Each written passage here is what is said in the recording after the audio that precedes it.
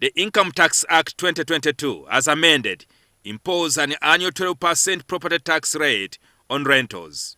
This simply means that if you are a landlord with 10 rental rooms, each fetching 200,000 shillings per month, it translates in 2 million shillings per month and 24 million shillings per year.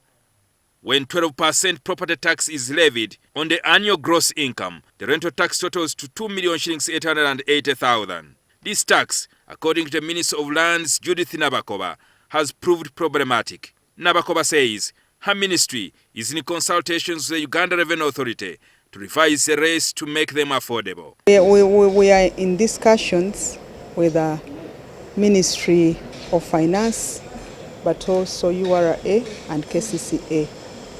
We want to make sure that once the rates are revised, they become favorable and people will be in position to pay for their rates. Because right now you might realize that we could be collecting like about 40%, yet the number of properties where taxes could be collected, but people tend to hide. With the emergence of new cities, Nabakooba says the property rates will be fixed based on the market value of the given area where they are located. Because when I talk about Mbarara city, the rates could be different from Mbarara district, depending on what the valuers tell us. They use a scientific formula to come up with these rates. But these rates have to be done in consultation with all the stakeholders. She was at a second National Housing Symposium that focused on informal settlements as drivers of economic development. Habitat for Humanity Uganda, that strives for a society that has better housing facilities, was the brain behind the meeting. As we speak, friends, a number of our population live in informal settlements. And I want to remind us that these are not just statistics. These are fellow human beings. A home is a cornerstone for public health.